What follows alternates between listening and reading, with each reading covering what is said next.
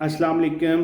मेरा नाम उस्मान अली ख़ान है और आप देख रहे हैं मेरा यूट्यूब चैनल। और उम्मीद करता हूँ आप लोग जहाँ भी होंगे बिल्कुल ठीक होंगे। तो सबसे पहले आप सब लोगों को बहुत ज़्यादा ईद मुबारक मेरी तरफ से। तो गाइज़ आज की जो मेरी वीडियो है वो स्पेशली उन लोगों के लिए है जो लोग अभी तक ऑस्ट्रेलियन इमिग्रेशन के प्रोसेस को लेकर थोड़े से कंफ्यूज हैं, सोच रहे हैं कि क्या करना चाहिए क्या नहीं करना चाहिए। तो मैं आप लोगों के साथ रिकॉर्ड ब्रेकिंग नॉमिनेशन के बारे में बात करूंगा जो 2022 से लेके 2023 तक हुई है। तो बेसिकली मैं आपके साथ एक साल का फिगर कंप्लीट शो करूंगा और वो चेंजेस आपके साथ शेयर करूंगा जो इस एक साल में हुई हैं। डिपार्टमेंट होम अफेयर्स ने क्या न्यूज़ शेयर की हैं वो आपसे बात करूंगा। इसके अलावा आप लोगों को इसके बारे में क्या स्टेप्स लेने चाहिए वो बात करूंगा। और वो लोग जो बहुत ज़्यादा कंफ्यूज हैं, स्पेशली डेफिनेटली बात है स्किल असेसमेंट करवाने के लिए, जिन्होंने करवा ली है, जो अभी भी कंफ्यूज हैं कि पता नहीं नॉमिनेशन आएगा या नहीं आएगा, तो ये बहुत सारे क्वेश्चन हैं जो मैं ट्राई करूंगा आप लोगों के साथ एड्रेस कर सकूं। तो सबसे पहले मैं आपको लेके जाता हूं 2022 के सितंबर के आखिर पे और अक्टूबर के स्टार्ट में। तो बहुत सारे लोग अपने घरों में सोए हुए थे, जैसे ही वो उठे कुछ लोग काम पे थे, ठीक है। और उन लोगों को 189 का इनविटेशन के राउंड जब हुआ तो बहुत ज़्यादा इनविटेशन आए, ठीक है। और वो लगभग तकरीबन 12,000 इनविटेशन थे। उनमें से बहुत से लोग ऐसे थे जिन्होंने अपनी ईओआई जो डाले हुए 1 साल हो गया था, 1.5 साल हो गया था, वो लोग थे। कुछ लोग ऐसे थे जिन्होंने 10 महीने पहले डाली थी, कुछ लोग ऐसे थे जिन्होंने 2-3 साल पहले के डाली हुई थी और ना उम्मीद होकर बैठे हुए थे। लेकिन जैसे ही उन्होंने अपनी ईमेल खोले तो देखा 189 के इनविटेशन आए और तकरीबन 12,000 इनविटेशन जो है 189 के आए, ठीक है। जैसे ही अक्टूबर गुजरा, नेक्स्ट राउंड 1 महीने के बाद हुआ जिसमें 189 ने अगेन, जिसको कहते हैं बारिश कर दी इनविटेशन की, अगेन 32,000 इनविटेशन जो है लोगों को रिसीव हुए। तो लोग सोच भी नहीं सकते थे कि ऑस्ट्रेलिया ने इतनी ज़्यादा नॉमिनेशन जो है वो दे दिए, एकदम से दे दिए। अच्छा, इसमें से बहुत से लोग ऐसे थे जिनकी स्किल असेसमेंट एक्सपायर थी, लोगों के इंग्लिश एग्जाम के टेस्ट एक्सपायर थे और इसमें से बहुत ज़्यादा इन्विटेशन जो है वेस्ट हुए। तो तब जाके वहाँ पे लोगों को फील हुआ एक्चुअल में कि ऑस्ट्रेलिया जो है इस टाइम बहुत ज़्यादा फोकस्ड है, बहुत ज़्यादा इंटरेस्टेड है लोगों को अपने पास बुलाने में, स्पेशली जो टैलेंटेड लोग हैं। तो उस टाइम पे बहुत से लोग ऐसे थे जिन्होंने इस चीज़ को कहते हैं कि प्री जज कर लिया था कि ऑस्ट्रेलिया जो है अब इनविटेशन देने के चक्कर में है, एक कह लें कि एक इंटरेस्टेड है। तो लोगों ने अपनी स्किल असेसमेंट स्टार्ट कर दी डिपार्टमेंट्स के ऊपर, जैसे विटासिस है, इंजीनियर ऑफ ऑस्ट्रेलिया है, उनके ऊपर एकदम बहुत ज़्यादा लोड आ गया। लेकिन जो वो लोग थे जिन्होंने बगैर ये सोचे हुए कि पता नहीं हमारे पैसे वेस्ट हो जाएंगे, हमें इनविटेशन आएगा या नहीं आएगा, उन्होंने वर्क स्टार्ट कर दिया। तो गाइस ये आप लोगों के लिए, वो लोग जो अभी भी कंफ्यूज हैं और इस तरह के स्टूपिड क्वेश्चन कर रहे हैं कि पता नहीं हमें इनविटेशन आएगा या नहीं आएगा, तो उन लोगों के लिए मेरी ये एडवाइस है कि प्लीज़ इस चीज़ पे फोकस मत करें कि आपको इनविटेशन आएगा या नहीं आएगा। आपको सबसे पहले अपनी स्किल असेसमेंट पे फोकस करना चाहिए जो आपको करवानी चाहिए। आप इस रेस में तब भी पार्टिसिपेट कर सकते हैं जब आपके पास स्किल असेसमेंट होगी, अदरवाइज ये वीडियो देखने का आप लोगों को कोई फायदा नहीं है डिफरेंट चैनल्स पे कि आप लोग फ्रस्ट्रेट हो रहे होंगे कि हमें इनविटेशन आएगा या नहीं आएगा। तो राइट वर्क करें, सबसे पहले अपनी स्किल असेसमेंट के ऊपर फोकस करें। तो जैसा कि मैंने आपको बताया कि 189 के मोर देन 50,000 इनविटेशन आए, उसमें से बहुत सारे इनविटेशन वेस्ट भी हुए, सिर्फ और सिर्फ इस वजह से लोग डिसअपॉइंटेड थे, लोगों ने अपनी स्किल असेसमेंट रिन्यू नहीं करवाई, इंग्लिश एग्जाम एक्सपायर थे। लेकिन इन द एंड जिन लोगों की ये चीज़ें वैलिड थी उन लोगों ने इस अपॉर्चुनिटी से फ़ायदा उठाया। तो ये तो पहले 3 महीने की स्टोरी थी जिसमें 50,000 इनविटेशन 189 के आए। अब इसी तरह मैं आप लोगों के साथ स्टेट के बारे में बात करूंगा, डिफरेंट स्टेट के बारे में। अब सबसे पहले जो मैं बात करूंगा वो पर्थ के बारे में बात करूंगा। पर्थ सबसे पहले वो स्टेट थी जिसने इनविटेशन की बारिश कर दी लोगों के ऊपर, स्पेशली ऑन शोर कैंडिडेट्स के लिए। और उसका इफेक्ट क्या हुआ कि जितने भी लोग थे ऑस्ट्रेलिया में डिफरेंट स्टेट पे, उन्होंने पर्थ में मूव करना स्टार्ट कर दिया। न्यू साउथ वेल्स से, विक्टोरिया से, डिफरेंट स्टेट से पर्थ में आना स्टार्ट हो गया। और जिसका एक नेगेटिव इम्पैक्ट पर्थ पे ये भी आया कि वहाँ पे हाउसिंग जो है वो कंप्लीटली शॉर्ट हो गई। लेकिन खैर ये टॉपिक का पार्ट नहीं है। तो पर्थ ने सबसे पहले इन्विटेशन दिए 190 के 491 पे, और वो इन्विटेशन जो पहले 90 पॉइंट्स पे आते थे, 95 पे आते थे, वो आते आते 70-75 पॉइंट्स तक आ गए। तो पर्थ ने अपने जितने भी इनविटेशन थे, 8 से 7,000 इनविटेशन थे, वो उन्होंने दिसंबर के एंड तक ऑलमोस्ट सब एलोकेट कर दिए थे और मैक्सिमम जनवरी के एंड तक वो गए थे। और इसी तरह ये हुआ था कि विक्टोरिया ने भी क्या किया कि विक्टोरिया ने भी अपने मैक्सिमम इन्विटेशन उसी टाइम पे दे दिए। स्पेशली विक्टोरिया में फोकस था जो आपके हेल्थ केयर यूनिट थे, साइंस के टीचर थे, ठीक है, स्टेम प्रोग्राम थे जो उनके ऊपर विक्टोरिया का ज़्यादा फोकस था। और इसी तरह विक्टोरिया ने भी बहुत से लोगों को इन्विटेशन दिए और वो भी एक मेगा नंबर था। अब बात करते हैं आप सब लोगों की फेवरेट स्टेट जो है न्यू साउथ वेल्स, कि न्यू साउथ वेल्स उस टाइम पे एग्जिस्ट कहाँ कर रही थी। सबसे पहले मैं आप लोगों को बता दूं कि ऑस्ट्रेलिया की सबसे ज़्यादा तो कॉम्पिटेटिव स्टेट होती है, जिसका कॉम्पिटेटिव प्रोग्राम होता है, वो न्यू साउथ वेल्स था। न्यू साउथ वेल्स से इन्विटेशन लेना कोई आसान काम नहीं था। और इसकी मिसाल ये है कि जब न्यू साउथ वेल्स ने अक्टूबर के बाद अपना प्रोग्राम ओपन किया, तो उन्होंने दो बेसिकली अपने प्रोग्राम स्टार्ट किए। एक पाथवे 1 था, ठीक है, और एक पाथवे 2 था, ठीक है, और उसमें स्ट्रीम था, और एक न्यू साउथ वेल्स की इन्वेस्टमेंट थी।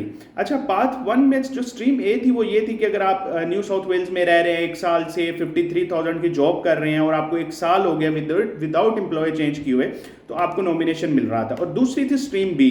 स्ट्रीम बी में यह था कि बहुत ज़्यादा कंपटीशन हाई था, पॉइंट्स 95, 100, 105 पे एग्जिस्ट कर रहे थे आपको नॉमिनेशन लेने के लिए। लेकिन अगेन वही हुआ, सब लोग सोए हुए थे, अगले दिन उठे और एक सनसनीखेज न्यूज़ आ रही थी न्यू साउथ वेल्स की वेबसाइट के ऊपर, और वो ये थी कि न्यू साउथ वेल्स ने अपना स्ट्रीम बी का जो प्रोग्राम है फरवरी के एंड पे इस तरह डिज़ाइन करके लोगों को दिया कि आप लोगों ने उन्होंने अपने मिनिमम पॉइंट्स की जो रेंज थी, हर ऑक्यूपेशन के डिफरेंट पॉइंट्स थे, वो ख़त्म कर दिए। और उन्होंने अनाउंस कर दिया कि जिस बंदे के भी पॉइंट्स डिपार्टमेंट होम अफेयर के अकॉर्डिंग 65 होंगे, वो अपना जो इंटरेस्ट है हमें रजिस्टर्ड करवा सकता है, और वो डिसीजन बेस्ड होगा। और उसकी $800 उन्होंने फीस जिसको बोलते हैं लोगों से ली, और डिसीजन बेस्ड था कि आप लोगों को हम डिसीजन ज़रूर देंगे। ऐसा नहीं है कि आप लोग EOI डाल दें, जैसे EOI में होता है आप डाल के बैठे वेट करें 1 साल 2 साल। इसमें यह था कि उन्होंने 8 वीक्स का टाइम दिया और RDA ने अपना प्रोग्राम स्टार्ट कर दिया। और RDA ने इतने ज़्यादा इन्विटेशन लोगों को दिए और इतने कम पॉइंट्स पे दिए, आप ये कह सकते हैं, जो कहना गलत नहीं होगा, कि जिसने भी RDA में एप्लीकेशन डाली थी उस सबको RDA ने इनविटेशन दिया था, ठीक है। तो गाइस, ये सब वो लोग थे जिन्होंने, मैंने स्टार्ट में बात की थी, इस सारे सिनेरियो को जज कर लिया था टाइम से पहले, अपनी स्किल असेसमेंट करवा ली थी, अपना इंग्लिश एग्जाम दे लिया था। तो गाइस, ये आप लोगों के लिए टाइम है कि अभी 2 महीने पड़े हैं न्यू जो प्रोग्राम है उसके स्टार्ट होने में, तो अपनी स्किल असेसमेंट करवाएं। इस चीज़ के ऊपर फोकस मत करें कि हमें इन्विटेशन आएगा या नहीं आएगा। Move with positive energy. अगर आप पॉजिटिव एनर्जी के साथ मूव करेंगे तो इंशाल्लाह आप लोगों को इनविटेशन आएगा। और डिपार्टमेंट होम अफेयर जो है वो बहुत ज़्यादा फोकस्ड है इस टाइम पे पूरी दुनिया से टैलेंट इकट्ठा करने के लिए, और उसके लिए जितने भी रिसोर्स उन लोगों को एलोकेट करने पड़े वो लोग कर रहे हैं, और उसके ऊपर कॉन्स्टेंटली फोकस कर रहे हैं, ठीक है। अब मैं आप लोगों के साथ डिपार्टमेंट होम अफेयर के कुछ पॉइंट शेयर करूंगा, जिससे आप लोगों को आइडिया हो सकेगा कि ये वो लोग चाह क्या रहे हैं। जो उनकी मिनिस्टर थी, उन्होंने नेशनल प्रेस क्लब में कॉन्फ्रेंस की, बजट में बात की कि हम लोग अपना जो स्किल्ड का पॉइंट बेस सिस्टम है वो बहुत ज़्यादा बोसीदा हो चुका है, बहुत ज़्यादा पुराना है, उसमें बहुत ज़्यादा प्रॉब्लम है, लैप्स हैं, हम उसको रिवाइज करेंगे। तो गाइज उसके ऊपर वर्क कर रहे हैं। एक्सपेक्टेड है 3 मंथ में, 4 मंथ में या 1 ईयर में वो इनका सिस्टम पूरा चेंज हो जाएगा।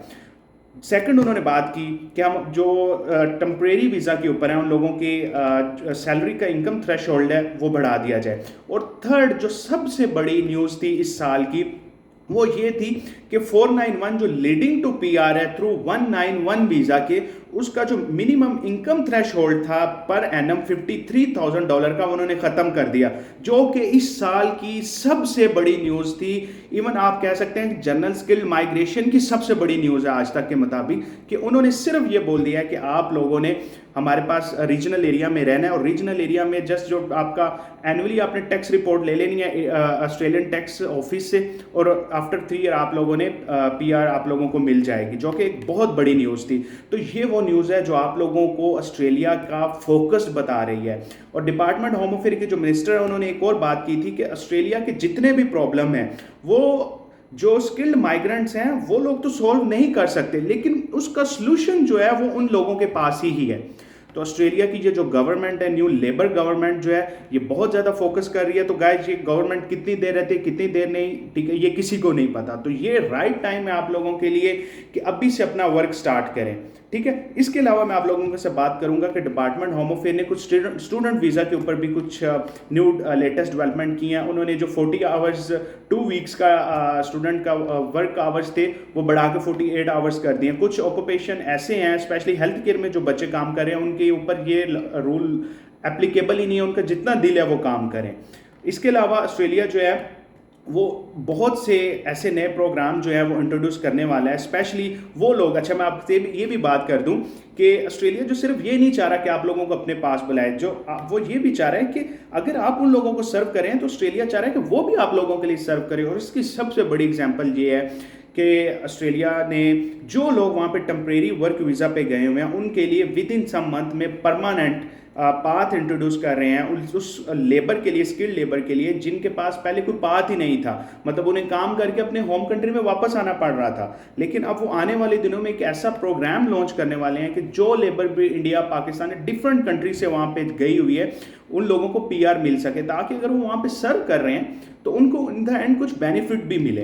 तो guys this is the right time. Again आप लोग बिल्कुल भी नेगेटिव एनर्जी पे फोकस मत करें कि पता नहीं क्या होगा, हमें इनविटेशन आएगा या नहीं आएगा। हम इतने आई नो कि स्किल असेसमेंट जो है उसमें थोड़े से पैसे लगते हैं, इंग्लिश के एग्जाम है उसमें पैसे लगते हैं, अगर आप आरओआई सबमिट करते हैं कुछ स्टेट के उसमें पैसे लगते हैं। तो गाइज थोड़ा बहुत पैसे आपके लगेंगे। हाँ, इसमें कुछ अगर आप किसी एजेंट या कंसल्टेंट के पास जाते हैं वो भी डेफिनेटली बात है, आप लोगों से अपनी कंसल्टेंसी चार्ज करता है।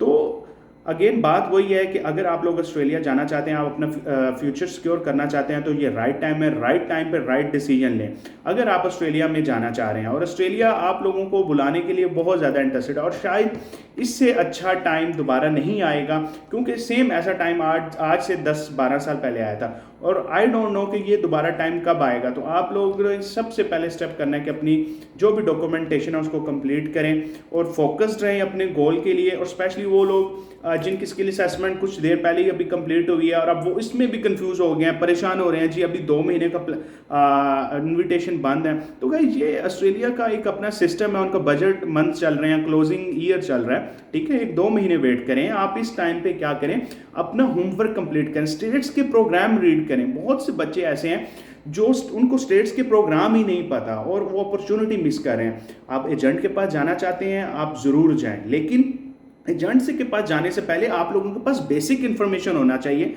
जब आप एजेंट के पास जाएं और एजेंट आपसे कुछ बात करे तो आप उसको क्रॉस क्वेश्चनिंग कर सकें, ताकि एजेंट को एक चीज़ कंफर्म हो जाए कि यार ये बंदा जो है बेसिक नॉलेज लेके आया हुआ है, हम इसको इधर उधर की बातें नहीं कर सकते, स्टिक टू पॉइंट इससे बात करनी है। और वो लोग जो बिल्कुल भी अपना होमवर्क नहीं करते उसका उन्हें बेनिफिट के मतलब नुकसान ये होता है कि बाज़ दफ़ा एजेंट जो होते हैं उन लोगों को उनसे फीस ज़्यादा चार्ज कर लेते हैं। बहुत से ऐसे स्टेप्स हैं जो आप खुद कर सकते हैं लेकिन आप एजेंट्स के पास जाते हैं। तो ये ओवरऑल सिनेरियो है। अगर आपको ये मेरी वीडियो ठीक लगे, अगर आपको लगे कि ये इन्फॉर्मेटिव है स्पेशल लोगों के लिए जो अभी इस फेज़ में है, तो do subscribe my channel, share my video with your friends so the maximum people can get the right information and they get the motivation from my video. And the purpose of my channel is only to guys to get the information from my channel. So guys, please come on my channel, share my videos so I can make more video for you guys. So I hope so very soon I will see you in the next video. Bye bye guys.